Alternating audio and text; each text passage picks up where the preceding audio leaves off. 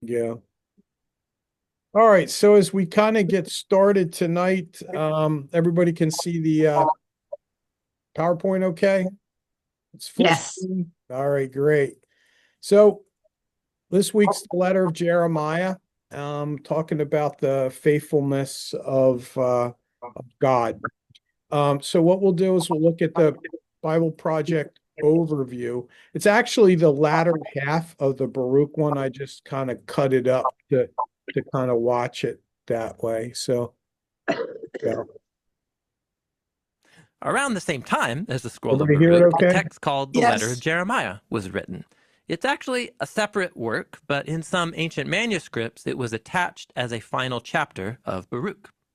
This letter was also inspired by the prophet Jeremiah, who regularly warned Israel against giving their allegiance to idol gods of the nations. In fact, Jeremiah even made fun of these idol statues, calling them worthless and lifeless pieces of wood, metal, and stone. The anonymous author of the letter of Jeremiah took these passages from the book of Jeremiah and combined them with similar warnings against idolatry found in the Torah, the prophets, and the Psalms. The result is a 10-point essay on the folly of treating human creations as though they can offer real security and hope and meaning in life. So, in this book, a later author is using Jeremiah's voice to write about idolatry, but this makes perfect sense. The lure of idolatry did not end in Jeremiah's time of the Babylonian exile. It actually got even more intense by the author's day after the Greeks had spread their culture, their language, and their gods all over the ancient world. The letter of Jeremiah renews the challenge of Jeremiah and all the prophets that God's people should offer their allegiance to the living and true God alone. While Baruch and the letter of Jeremiah were never considered part of the Hebrew Bible in Jewish or later Protestant tradition, they were widely read. Their Greek translations became very popular in the early Christian movement, and so they became part of the Deuterocanon collections in the Roman Catholic and Orthodox traditions. These books are beautiful examples of Jewish literature from the later period of Israel's Second Temple. Their authors were immersed in the scriptures and produced these creative restatements of biblical faith for later generations of God's people who faced similar struggles. The Babylonian exile became a symbol for life under these later Greek and then Roman empires that were just as corrupt and oppressive. And so these books led Israel back to their scriptures to learn once again how to confess and repent and trust that God would bring the great restoration when his kingdom comes on earth as it is in heaven. And that's what Baruch and the letter of Jeremiah are all about. Okay. So, you hear anything that was interesting in the video? Anything you learned? Mhm. No, it was boring. We should have skipped past it. No, I think that struggle has been there for always. Yeah, I have to. I was thinking, same old song, different verse. It Mhm. seems like they're constantly being tempted or whatever. And the Israelites are constantly failing, I guess, in some ways, or some of them, not all of them, I guess. But and it's like, when does it stop? Herman, when's it stop? Well, I think it cycles, There's a reminder, so you course correct, and then in time you kind of stray and then you need course correction again. So it's like all the time, forever. Yep, Yeah. yep, Forever. yep. All right. So let's as we continue on, we're going to actually look at it's not very long. We're going to look at the entire letter of Jeremiah. Did anybody have a chance to read it ahead of time? Yeah. Yeah. Yeah. All right. So Nebuchadnezzar, Babylon's king, will bring you as prisoners to Babylon because of the sins that you've committed in the presence of God. When you enter Babylon, you will be there a long time, as long as 7 generations. Afterward, I will bring you out from there peaceably. In Babylon, you will see gods of silver, gold, and wood paraded on the Babylonian shoulders. These gods inspire awe among the people. Be careful that you don't become like the Gentiles, letting fear of these gods grip you, especially when you see large crowds of people walking in front of and behind them, worshiping them. But say to yourself, Lord, we want to worship you, for God's angel is with you, examining your souls. A carpenter smooths out the tongues of the idols. They're covered in gold and silver, but they are fake and unable to speak. The Gentiles take gold and put crowns on their gods' heads, like a young girl playing dress up. Sometimes the priests secretly take away the gold and silver from their gods to spend on themselves and to give to prostitutes in brothels. The Gentiles dress these gods of silver, gold, and wood with clothing just like people. But these idols can't be rescued from rust and rotting.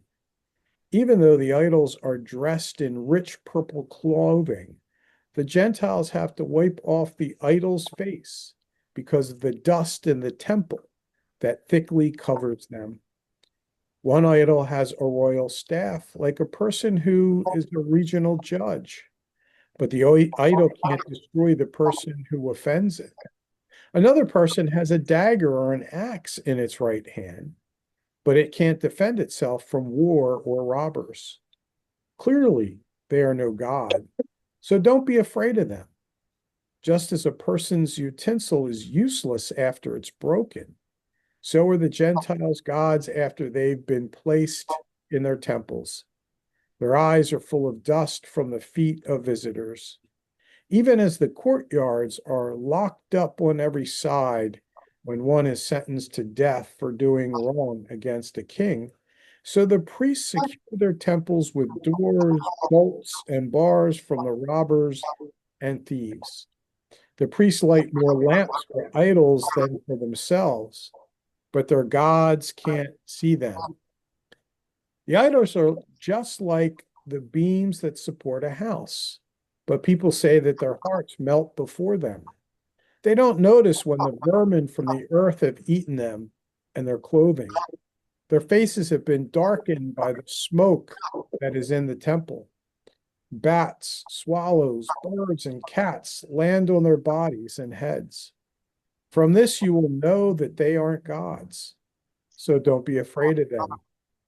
As for the gold they wear beautifully, the idols won't shine unless someone else wipes away the rust.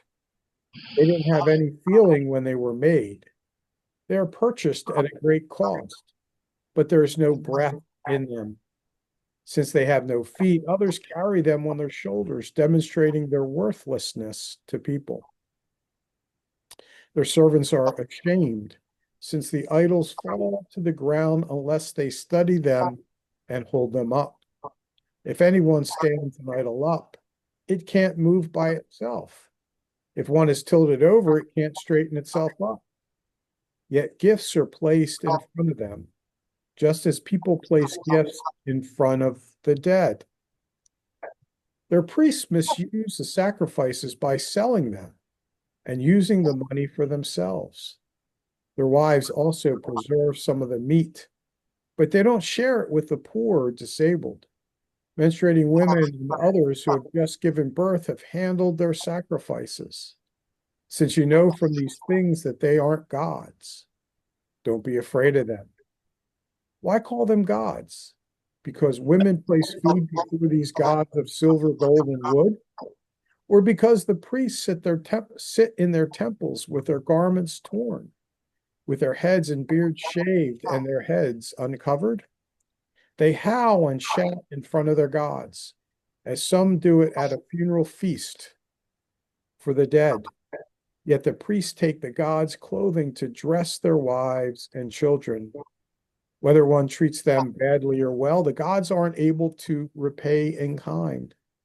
They aren't able to install or remove a ruler. They can't give either wealth or money.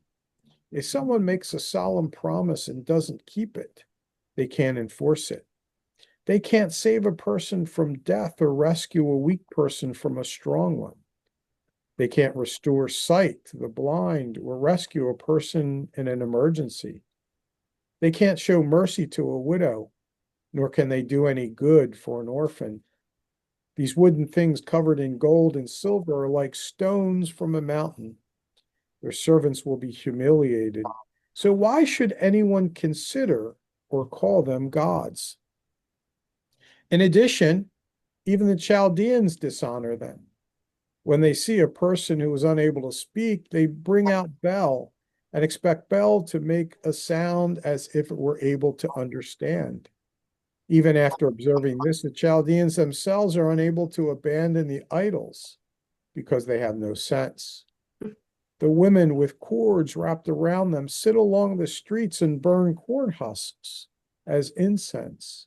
When one of these women is dragged away by someone to have sex, she makes fun of the one nearest her by saying that the other woman wasn't as worthy as she, nor has the woman's cord been broken. Everything that is done for the gods is phony. So why should anyone consider or call them gods? Carpenters and goldsmiths make them.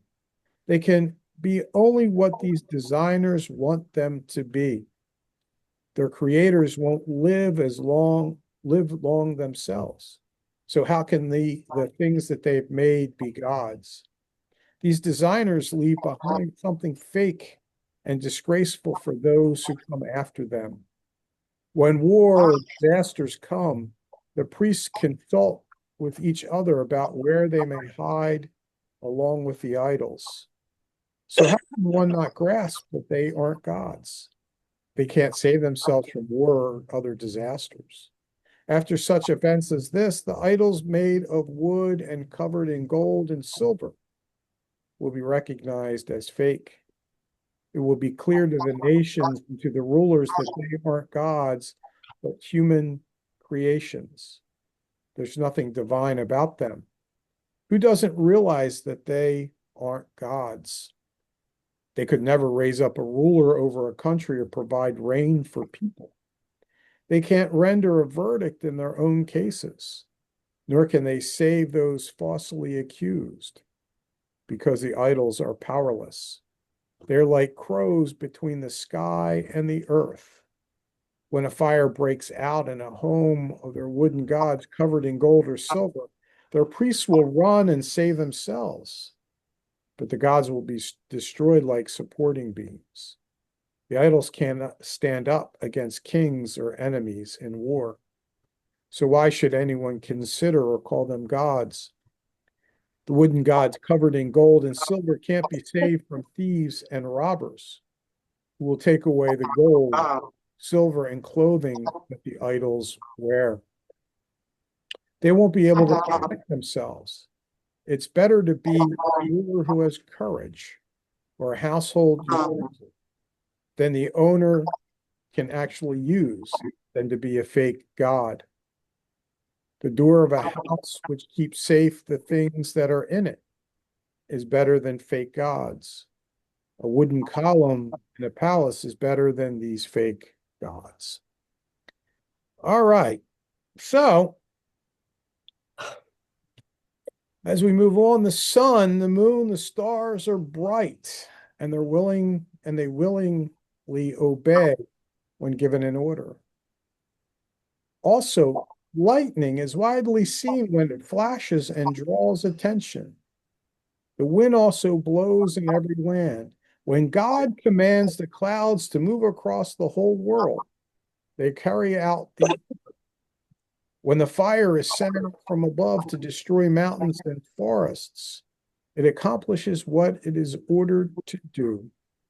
But the idols can't be compared with such forces of nature in appearance or ability. There's no reason at all to believe in them or call them gods. They aren't able to judge anyone's case or do any good for anyone. since you know they aren't gods. Don't be afraid of them. They can't curse or bless rulers. They can't show signs in the sky among the nations or shine like the sun or give light to the moon. The animals are better off than the idols, for they are able to run for shelter and help themselves. It's obvious to us that the idols aren't gods, so don't be afraid of them. As a scarecrow in a cucumber field offers no protection, so do their gods covered in gold and silver. In the same way, their wooden gods covered in gold and silver could be compared to a briar patch, where every bird perches, or to a dead body thrown out into the darkness. From the purple cloth and the marble that declays and crumbles on them, you will know they aren't gods. Later, they themselves will be devoured, and it will be a disgrace in the land. So it's better to be a righteous person without any idols. That person will be far removed from disgrace. All right. So, what does the letter of Jeremiah have to say about idolatry? Not to be afraid of them. All right, don't be afraid of it. Yeah, that was repeated over and over again. Yeah, don't be afraid. Don't be Can't do afraid. anything for you. What's that? Can't do anything for you. Can't do anything for you? Everything about them was negative. Okay, everything about them was negative. Is everything about them negative? Well, they have no power They have no power. and no ability. So, if something catches on fire, they can't go running away from it. Mm-hmm. They But have they no do have no power. agency. People give it to them. Say that again, Sue. They do have power. People give it to them. That's the one thing, as we're listening to this, I don't know where it was exactly. It was kind of like almost in the middle.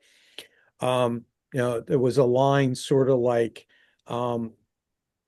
you fashion or you make gods like you want them to be, Right. or something along that line.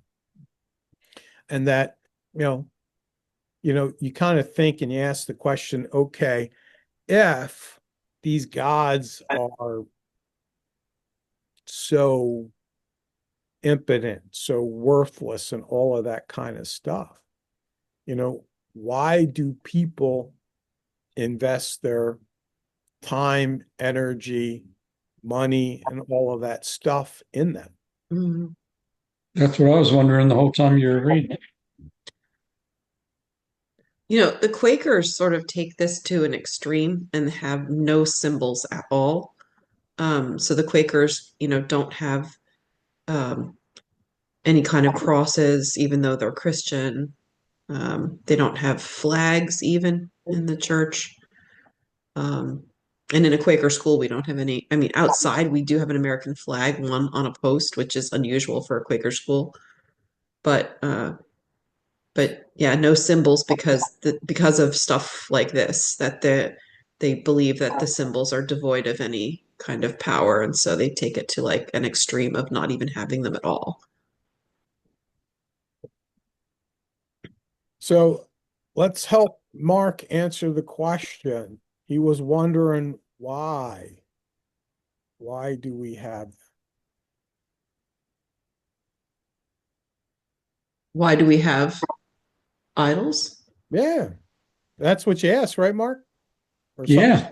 Everything you were reading, I thought was negative. So why even have it? I sort of think it was started out to fear mongrel people. To say that again? Fear, to make the people be fearful whenever this started with these gods. And then when you are born and raised around it, I guess it's almost second nature to you because you know no better. So then what do they say, Herman? Like if you do something long enough or say a lie long enough, you believe it. Isn't there something about that? There's a saying like that. If you keep, believing in a lie or say the lie, you finally believe it. If you keep hearing something over and over again. Yeah, yeah. you And assume- it's like, so then as generations came up, I mean, that's all they knew. So, but then you think, gosh, they're so smart yet so stupid. Not exactly. So we need to believe in something that is greater than ourselves. So we need to how can I explain this? So if we strive for having something that is bigger than ourselves, it gives us more meaning and it gives us a sense of purpose. So if you have something of your own making, then it's like a false god, but it's something that you want or something that you desire. So it doesn't surprise me that if you have the structure of one God that is over everything, and then over time, you may not want to do what you're supposed to do for that God, but you want to do something else, and maybe you start, developing a an attachment to maybe a different figurehead, so that you can venerate that new creation that is more keen to your needs or your wants. So, for example, if you venerate the phallus, then that's where your whole um, focus is on. But if you venerate um, the little calf that is going to give you nurture and it's going to give you wealth and all those other things, then that meets your needs. Um, but that does not necessarily mean that just because you venerate those idols, that they're real gods. I didn't explain myself well. Yeah. It makes sense. But then if it means so much to them, why don't they take care of it? I mean, They did. They took care of them. They had priests and they had all this structure around them. well, to a point, but one part of what he read said it was covered with all the dust. Right. Well, no, well, that doesn't mean it's filthy. It just means that when you walk into the place, your feet kick up dust and it gets dusty. And it said that they had to dust them. So, Right. Yeah. So it's that idea that this idols could not do anything for themselves. Yeah. When you compare to the Hebrews, uh, they had their God that was not an a concrete something that would gather dust or that would get tarnished or that needed clothing. But he or got the- things done. yeah, well, and this particular God could defend itself. You couldn't be in the presence of that God without dying, without without having the skill or the knowledge or the permission to visit with that God. So it was very different. I Yeah, think they're making that point of this idols can't do anything for themselves and they can't do anything for you. So it's more a representation of your needs and desires. so it was okay then to steal the gold or steal the silver and give it to the prostitutes. That was okay. According to them, that was okay in that God's eyes. I have no idea. So I guess you could take advantage of the situation. Yeah. Wow. Hmm. And A if lot of stuff still goes on, though. what's that, Sue? A lot of this stuff still goes on, especially in a couple of European countries, specific and Brazil, maybe Spain, Italy.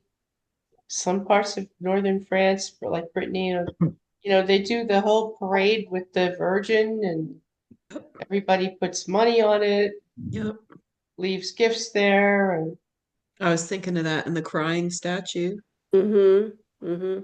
I mean, I lived in North Jersey for a long time, and southern Manhattan, and this stuff was going on all the time.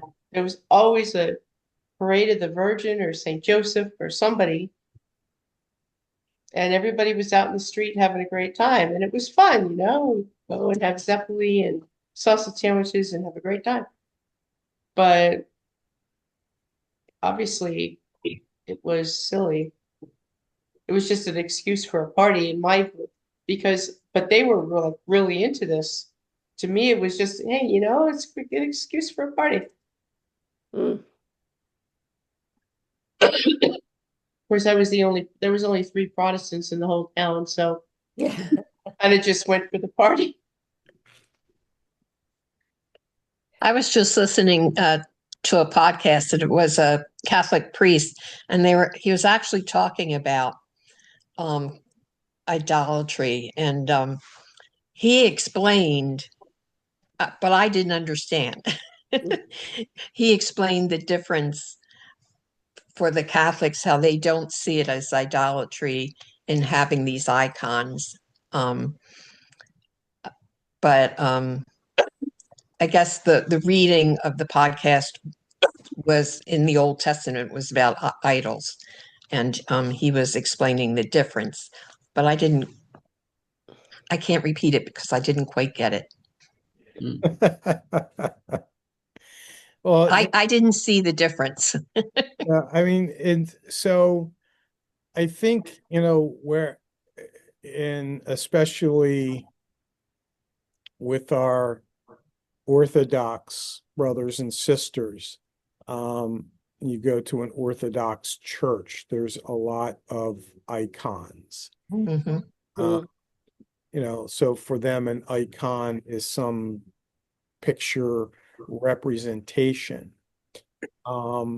that in some ways is, I think, as I understand it, is to do a couple of things. One is kind of, have you ever been, what's that church over there where they had the Greek festival with the St. George. yeah, St. George is in media, right? yeah, the one that No, was, it's in Newtown, Broomall, I mean. yeah, St. Luke. that's Luke's. St. Luke's. St. Luke. Luke's, that's right. St. Luke's, St. George's. Yeah, you're right. St. Yeah, Luke's. Saint somebody. St. George's Greek festival's coming up. Yeah. Yeah. Coming up. But so have you ever been in St. Luke's? Yes. Yeah. And so as you're in St. Luke's, what kind of impresses you? It was all the icons and it was beautiful. It was beautiful. You're Yeah. surrounded by them. And so in some ways, as you go into that space, it's almost as if you're surrounded by the saints. Okay. So in some ways, you come into that space, and you're coming into a place where you're surrounded by the saints. That's the first thing. The second thing is, in some ways, as you venerate the idol or what have you. Now, this is where it kind of gets a little muddy for me, is that what you're doing is not so much venerating the idol for the idol itself or for the person itself, like say Mary, okay? But venerating that person as a way and a conduit or a channel, to get into kind of the holy space and get into a place to worship God. Now, to me, that gets a little muddy. I don't understand it, because it's kind of muddies the water. But I think it's probably, for me, it's really cool to think about, being in a space and kind of just being surrounded. So as we think about this, then, we got this idea of idols. And in some way, is it inherent for us as human beings to worship idols? Yes, I think it is. I think that's in us. We realize there's something greater. Okay. Yeah, that's Herman. Herman mentioned that there's Herman mentioned that in the beginning when he started. Mm. so if I think, okay, so there's this inherent tendency within us to seek out that which is greater than us. And as we seek that path, we're going to, maybe go down different paths until we find the one that leads us to God, the true God. This makes me think of, this is a weird connection, but hear me out. So the Grinch that stole Christmas. Oh, I love that. So if you think about this, right? The Grinch thinks that the Who's are fixated on the tree and the presents and the roast beast and all of that stuff. And so he takes that all away, all of those things. And yet the meaning, they find the meaning in each other and the worship of, the God and just being in community. Right. So they've transcended the idol worship of the things, but he's confused by that. So I think that this letter sort of speaks to that there is something above all the things.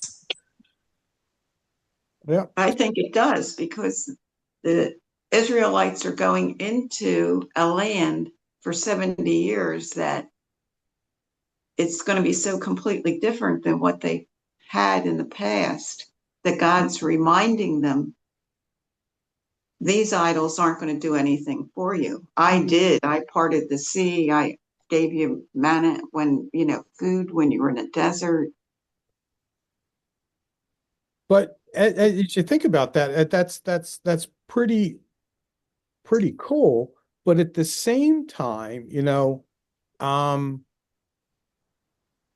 as you think about the Israelites in the desert, okay, you have Moses that goes up Mount Sinai and he's delayed. And because he's delayed, Yeah, form an they, idol. they fashion an idol. Now, most of us would say, okay, they're fashioning an idol because, they're fashioning an idol that was an Egyptian idol or this other idol. If you actually read the scripture very closely, what they're doing is trying to fashion an idol or a representation of Yahweh. Mhm. Oh. Okay. Because, when we think about, this, why, a statue, golden statue and all this kind of stuff, in some ways, what are we trying to wrap our minds around?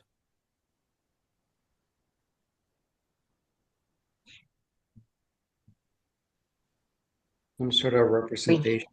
We're trying to wrap our minds around God. Mm-hmm. And in some ways, we're trying to make God tangible. Concrete. What's that? That was the word I was thinking. We need Concrete. concrete things. Yep. We have Very a hard good. time.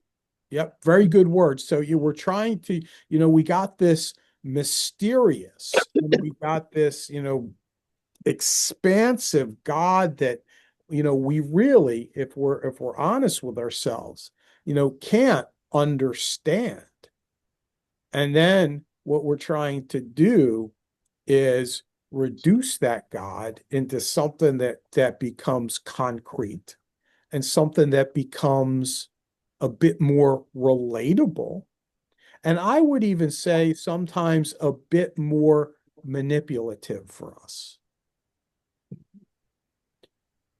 And so I think, as we think about Mark's question, why, okay, in some ways, it's okay, Chris, it was that way for generation upon generation upon generation. And so we don't question it. But, I think in some ways what we try to do, and this is from the beginning of time, is, try to understand God and in ways, sift out, you know, this, this God that we want to worship, and in some ways try to reduce God, to something that, like I said, is something we can see, we can touch, and we can worship.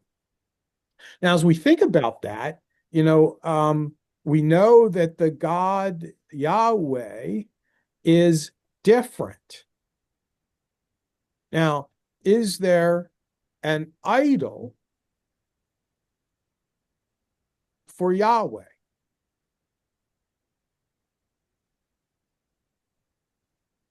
That I'm aware of. Just the tabernacle.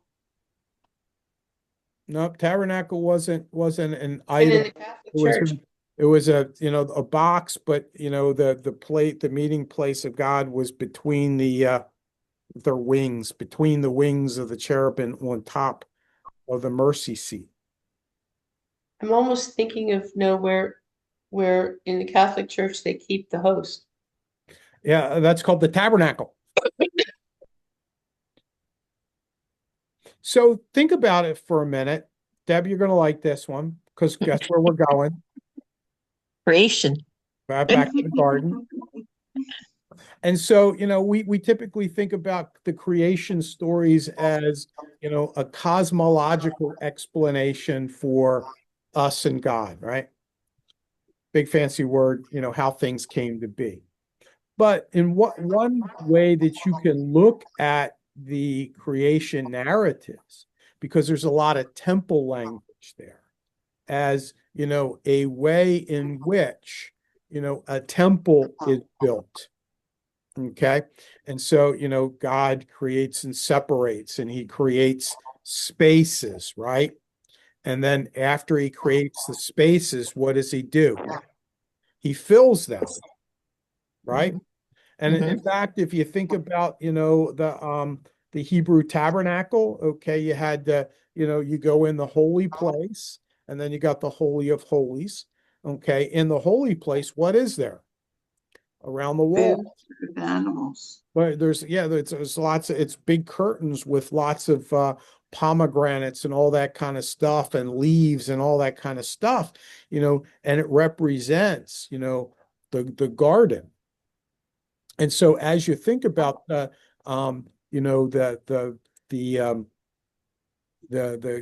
creation narratives as temple language, almost in a way, cosmologically building a temple, what's the last thing that's placed in the temple?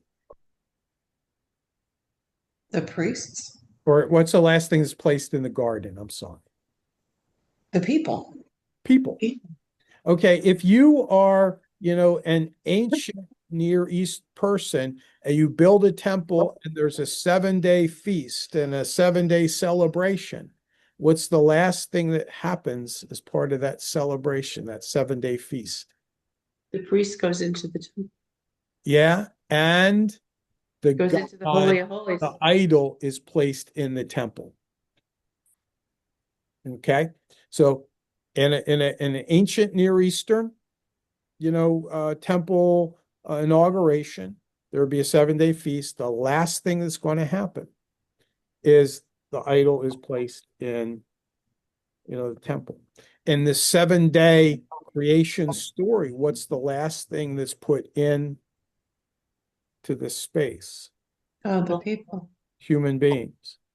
And so I would posit it that in some ways, God chose human beings as his idol, as his, because I know you probably don't like that word, us as an idol, but idol strictly meaning a physical representation of. Mhm. And so in some ways then, the human being becomes the human idol, the human representation of God, because it says, and we hear this language when we talk about human beings. What do we say? That human beings are what? Made in Made in the the image of God, that human beings have received the Ruach, the Spirit of God within them. And Mhm. so, in some ways, that becomes the difference here. When you look at, an ancient Near Eastern temple, they have this idol that represents God, that's supposed to contain what this God is. But in the Hebrew temple, the container of God, if you will, is the human being. And so that's, when we think about, becomes the basis of, our, you know, um, understanding, our revering human life, it's because, human beings are the idol of God. Other thoughts? Do we know when these gods first developed? Like what culture started them first? Well, What wasn't it the Israelis when they were in the desert? No, no, no. No, the old idol The, gods. the idols have been there since the beginning of time. Mm. All over the world. Okay. Okay. Mm. yeah, since I the think earliest of peoples. consciousness on some level. Humans, no matter, you can argue about or debate what came first, Eden or the Neanderthals or whoever, but I mean, we've always had a God consciousness. There's been Neanderthal burials found with flowers and tributes and jewelry, like they know there's an afterlife. Mhm. How they know it, we don't know. Did they, you know, the people that left the garden bring this along with them? We don't know. But it's there. Or is it always been in us? Hmm. That's I would argue that there's this innate Mhm. longing within everyone, as from the beginning of time, to understand, as Herman said, that there is something greater than ourselves, and we try to search that out. So if we're thinking about this text for a minute, what do we learn about staying faithful in a world full of distractions and idols? Tough. What'd you say, Sue? It's tough. Okay, yeah, it's tough. It's It tough. can be. Mhm. It's interesting reading this text because there's so much like the idols can't do this, can't. And then there are bits and pieces, just like bits that pop in about, but God can do this. So remembering what God can do versus what these other things can't do is Can't make helpful. the idols can't make it rain. Mhm. Yeah.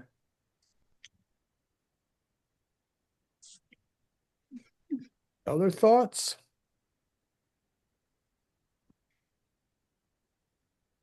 There is a temptation around every corner. Yes, there is. And so if there's a temptation around every corner, how do we shun those temptations? By remembering, having reminders. Okay. They focused on God, trying to stay focused. It's not always easy, but trying to stay focused. Yeah, well, so in some ways, then we spent a good long time, exploring Torah and the Pentateuch. And so, if we think about it, what did God, what kind of things did God give the Israelites? And so how were they sort of tasked, if you will, to remember? By festivals and holidays. Good. So all the festivals and holidays, each one that they have, and what are the festival and holidays? They weren't just time to go eat good sausages, right, Sue? Yeah, especially not for these women. Mm. But so what were the designs of these festivals? They each had a Remembering. story, yeah, of God's faithfulness in the Okay, yeah, past. so remembering their history. So in some ways, I would say that, it's important for the remembering the feasts, but probably what's the if you're thinking about it, out of all of these feasts, which one do you think the ones that is, excuse me, missed the most?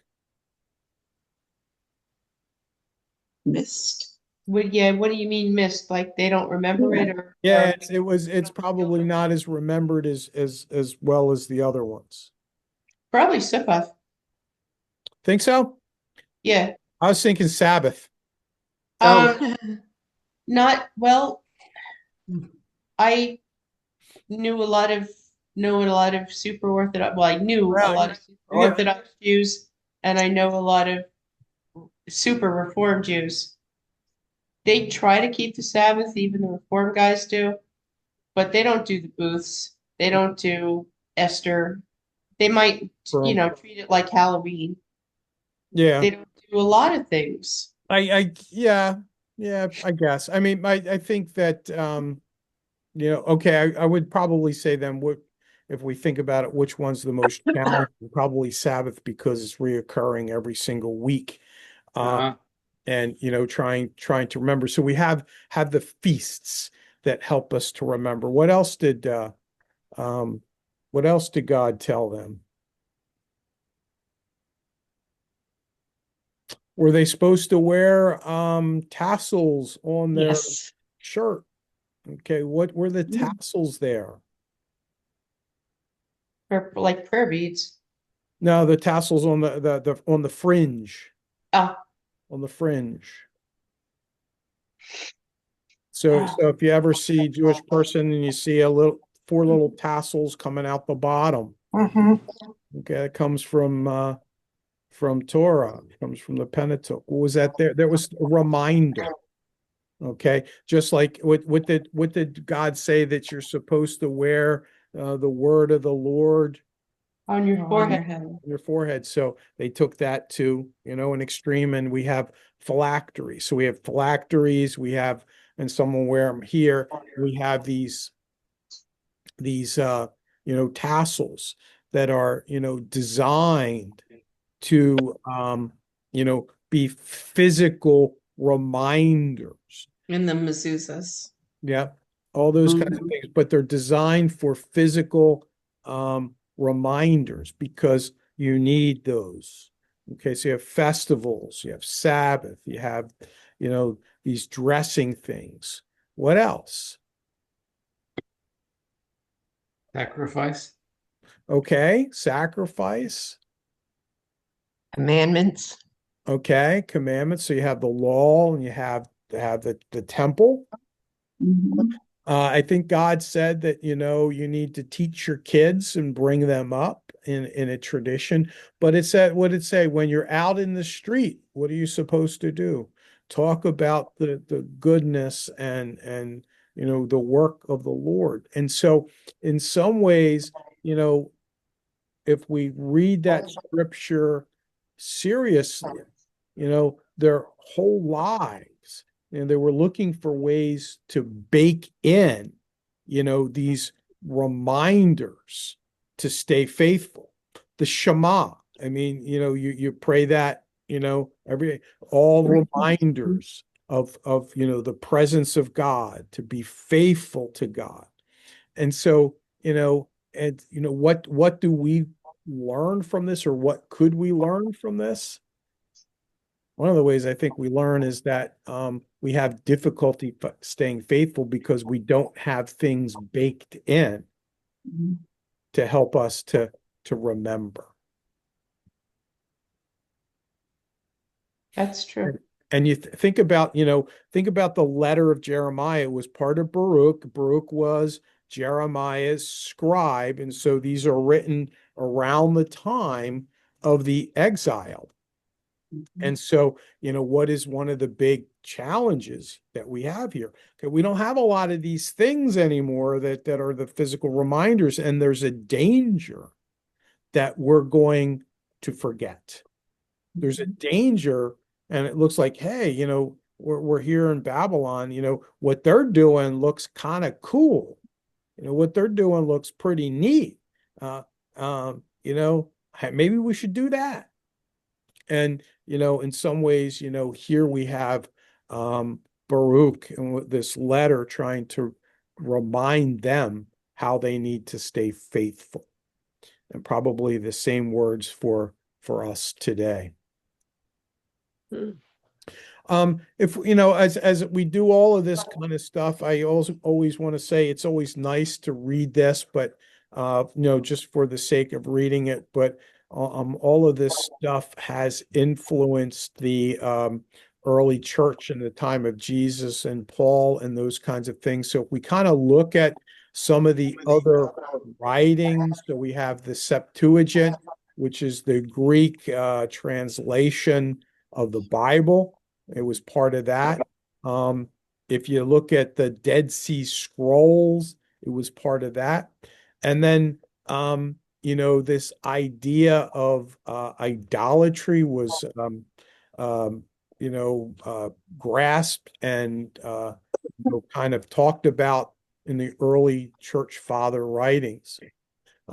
As most of these other books, they have influenced, the early Christians, but they weren't used in the same fashion as the Hebrew scripture that would be quoted, but there's a lot of allusion to them.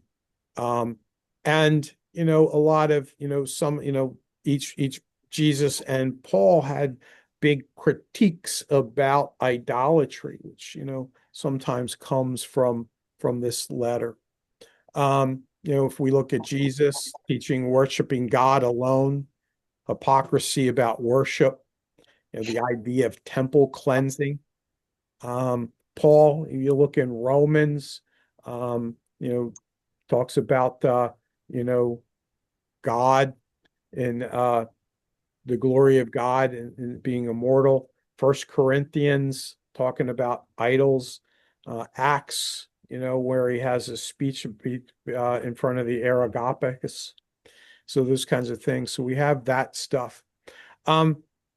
And some for your own, we're running out of time, but if you wanted to, some cool things to do is read Isaiah and read Psalms and, compare and contrast them because, we tend to think about these books as, kind of other than, and in some ways, if you begin to look at our scriptures, here, the Hebrew Bible, we see how kind of in some ways they're interconnected, but we can do that.